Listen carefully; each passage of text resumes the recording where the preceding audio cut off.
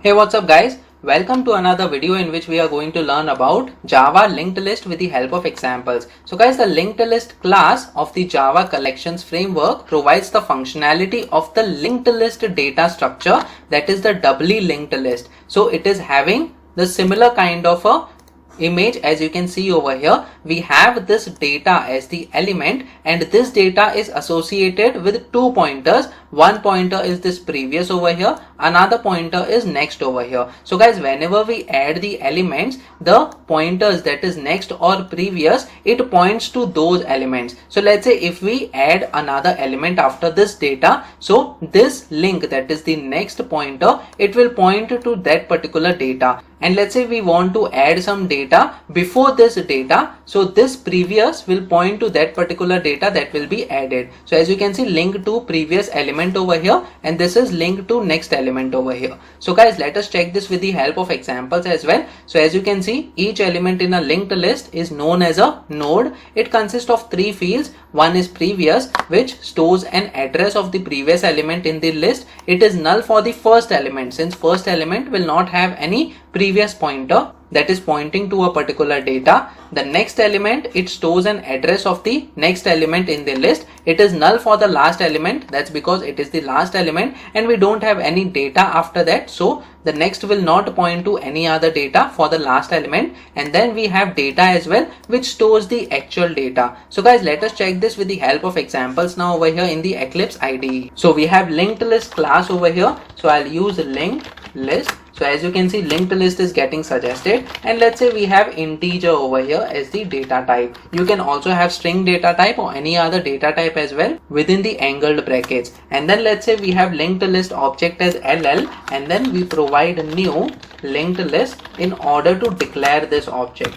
So we have new linked list followed by semicolon. And then guys, we have certain methods in order to add the elements in this linked list. So as you can see, add method is used in order to add the elements in the linked list. So let me add few elements over here. So using this ll object, we will use add method. And let's say guys, instead of integer, we have a string value over here. So we are going to have string elements inside our linked list. So we will define the first element over here as dog, as one of the string of the linked list. And then let's say we add more two elements. So I'll just copy and paste over here. And let's say we have cat over here, and we have third element as cow.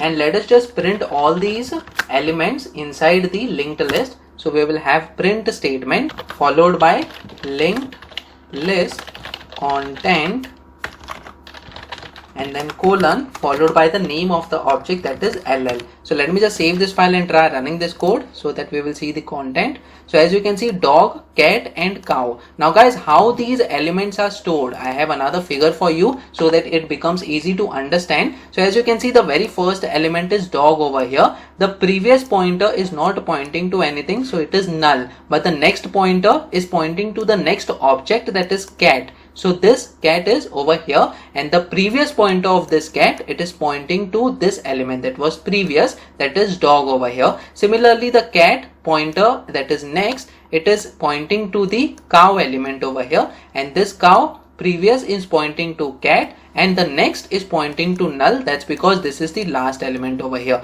And guys, in this way, this is the data that is being stored in the memory of the program. But guys, while accessing, we will only see these elements, that is dog, cat and cow, and behind the scenes they will have their own pointers. Now guys, let's move to another method over here, that is get method. Now what we can do is we can get a particular element from this linked list as well. So let's say this is at the 0th index, that is dog is at the 0th index. So I want to print what is the element at the first index. So I'll put first index element followed by colon, and then I will put ll dot get, and then followed by the index, that is 1. So it is 0th base index, so first element will point to this element, that is cat. Let me just save this file and try running this code now.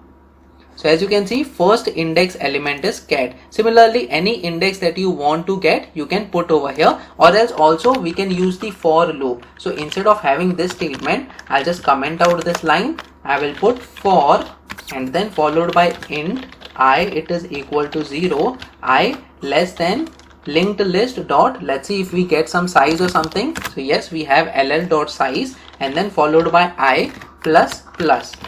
And then guys, what we will do is we will just print all the elements with print statement instead of println, since we want all the elements to be present on the same line. And then ll dot get followed by the index that will iterate from I to the size of the linked list, and then plus followed by the space character, so that we separate all the elements with the space character. Let me just save this file and try running this code now.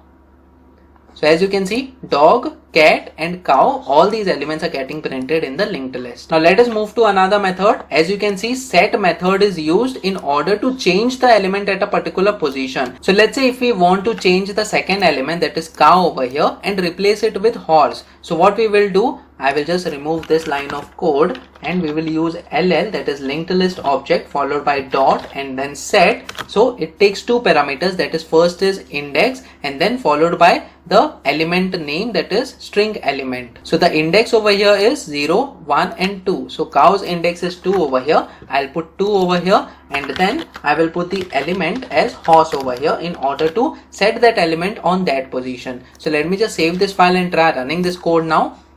So as you can see, first we printed the content of the linked list, that is dog, cat, cow. So this thing is getting printed, dog, cat, cow. After that we have set the second index to horse, and then we are printing it again one by one using the for loop. So in this case, that is inside the for loop, it is getting horse as the second element. That's because we have used set in order to replace the existing element that was cow. And guys, in this way you can use these methods based on your requirements. Apart from this, the linked list object is going to have many other methods that you can use based on your requirements. So as you can see, there are many other methods that are similar to queue interface as well. That's because this class is being extended with the help of the queue interface. So all those methods that are present in the queue will also be present in the linked list. So guys, that's it in this video. Please make sure that you like this video so that it reaches to more people, and subscribe to this channel so that you get the notifications on upcoming videos as well. The next video that we are going to talk about is Java Array DQ with the help of examples. So stay tuned.